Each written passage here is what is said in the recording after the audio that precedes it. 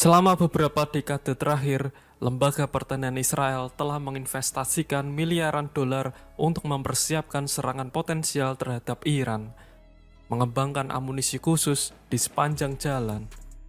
Beberapa dari kemampuan ini baru terungkap setelah dijual ke angkatan udara asing. Inilah yang bisa diungkapkan di tengah persiapan ini. Bulan lalu, Israel melakukan serangan lain di Yaman, mengerahkan jet-jet F-15 dari pangkalan yang berjarak 1.800 km jauhnya, menunjukkan kemampuan improvisasinya yang terkenal. Pesawat-pesawat ini, yang awalnya dirancang untuk pertempuran udara, dimodifikasi di Israel untuk misi serangan. Angkatan Udara Israel juga melengkapi pesawat-pesawat ini dengan amunisi modern dari pabrik Amerika dan Israel. Namun, serangan terhadap Iran menghadirkan tantangan yang jauh lebih kompleks, meskipun jaraknya yang sama. Fasilitas nuklir dan pangkalan rudal balistik Iran tertanam di bawah tanah, berbeda dengan target yang kurang terlindungi seperti terminal minyak. Selain itu, Iran mengoperasikan sistem pertahanan udara yang canggih, yang sebagian besar dikembangkan di dalam negeri. Menurut klaim mereka, yang belum diuji, sistem ini menyamai kemampuan sistem Rusia seperti S-300 yang dapat mencegat rudal yang diluncurkan oleh Israel. Namun, serangan yang dikaitkan dengan Israel ke Isfahan setelah serangan Iran pada bulan April tidak dapat dicegat oleh pertahanan canggih ini. Iran juga mempertahankan armada yang sudah ketinggalan zaman, termasuk MiG-29 Rusia dan F-14 Amerika dari era Shah yang terus beroperasi meskipun ada sanksi internasional. Mengingat tantangan-tantangan ini, pasukan pertahanan Israel telah menghabiskan waktu selama 20 tahun untuk mempersiapkan kemungkinan serangan terhadap Iran, menginvestasikan miliaran dolar dan shekel. Investasi ini termasuk mengembangkan amunisi khusus, beberapa di antaranya bahkan ditolak oleh Amerika untuk dijual ke Israel, serta inovasi yang tidak tersedia di Amerika.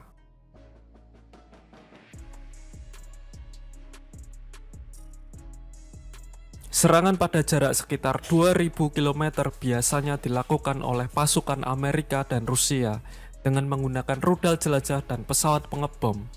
Akan tetapi, Israel telah mengalokasikan sebagian besar bantuan Amerika untuk membeli jet tempur yang mampu terbang selama 2 jam sekali jalan, mulai dari skuadron F-15I yang canggih hingga 4 skuadron F-16I SUVA.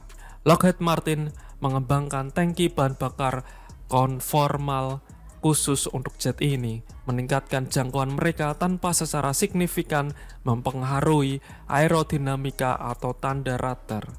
Laporan-laporan asing menunjukkan bahwa Israel telah mengembangkan tangki bahan bakar yang dapat dilepas untuk jet-jet F-35, yang memungkinkan mereka untuk mencapai Iran dengan tetap mempertahankan kemampuan siluman. Tanpa ini, jangkauan mereka tidak mencakupi, dan tangki di bawah sayap standar akan mengurangi kemampuan siluman mereka.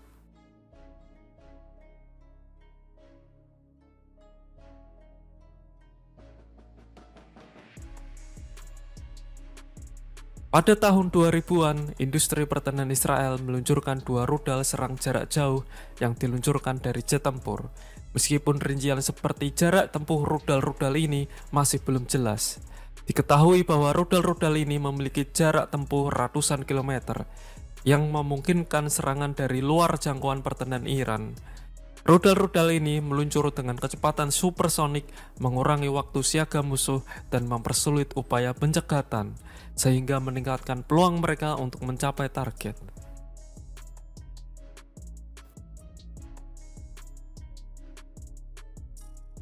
Rampage yang dikembangkan melalui kolaborasi antara Israel Aerospace Industry dan Elbit System didasarkan pada roket ekstra milik Elbit. Awalnya dirancang untuk peluncuran di darat, Rampage diadaptasi untuk peluncuran di udara, sehingga mendapatkan peningkatan jangkauan dan kecepatan saat diluncurkan dari pesawat jet. Rampage dilengkapi dengan beberapa sistem navigasi, memberikan redundansi untuk penargetan yang akurat. Dengan panjang 4,7 meter, diameter 30,6 cm, dan berat 570 kg, rudal ini mampu membawa hulu ledak seberat 150 kg, sehingga efektif untuk menyerang baterai rudal, pusat komando, dan target penting lainnya. Rudal ini dapat diluncurkan dari pesawat F-15, F-16, dan F-35 Israel. Ketergantungannya pada teknologi roket yang sudah ada membuatnya relatif terjangkau, diperkirakan hanya beberapa ratus ribu dolar per unit.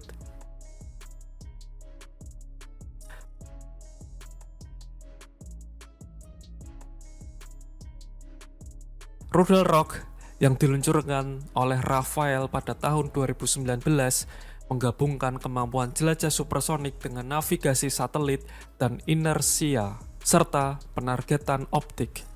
Rudal ini didasarkan pada rudal Anchor Rafael yang meniru rudal Shahab Iran dalam hal kecepatan dan kemampuan manuver untuk tujuan pengujian. Rock dapat diluncurkan dari jet F-16 yang lebih kecil dan kemungkinan F-35. Penilaian asing menunjukkan bahwa rudal ini memiliki jangkauan 300 km dan dapat membawa hulu ledak seberat 500 kg, sehingga mampu menargetkan struktur berbenteng atau bawah tanah.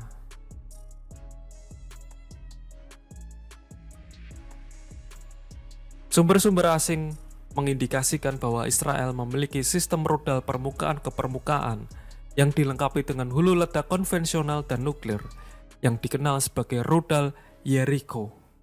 Terlepas dari ratusan rudal balistik yang telah diluncurkan Iran ke arah Israel, kemungkinan Israel menggunakan rudal ini dalam sebuah serangan tampaknya kecil. Rudal-rudal ini awalnya dikembangkan oleh perusahaan Dassault Perancis yang kemudian ditingkatkan oleh IAE. Israel mempertahankan kebijakan ambiguitas terkait kemampuannya di bidang ini, seringkali mengumumkan uji coba pendorong roket selama peluncuran dari pangkalan Palmajim. Namun, peluncuran satelit Safed pada tahun 1988 menegaskan kemampuan balistik jarak jauh Israel. Karena setiap peluncuran satelit dapat diadaptasi untuk penggunaan militer. Dengan demikian, rudal-rudal ini diperkirakan tidak akan digunakan untuk saat ini. Selain itu, Elbit telah mengembangkan bom peluncur bunker yang dinamai 500 MPR yang mampu menembus beton hingga 4 meter. Bom ini yang telah diuji coba pada jet F-15I memiliki jangkauan yang lebih pendek, mencapai beberapa puluh kilometer berdasarkan metode penyebarannya.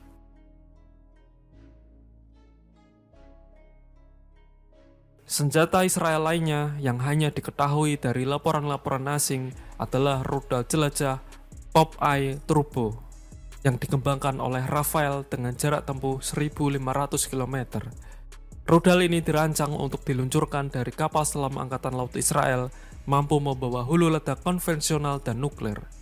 Jangkauan ini memungkinkan kapal selam Israel untuk menyerang Iran dari Laut Merah atau Laut Arab tanpa memasuki Teluk Persia. Mengekspor amunisi canggih ini ke pangkalan asing yang terpercaya memungkinkan perusahaan-perusahaan Israel untuk berinvestasi kembali dalam pengembangan rudal dan bom, sehingga mengurangi biaya bagi Kementerian Pertahanan Israel. Ada kemungkinan amunisi yang dirahasiakan disimpan di gudang Angkatan Udara Israel, menunggu saat yang tepat.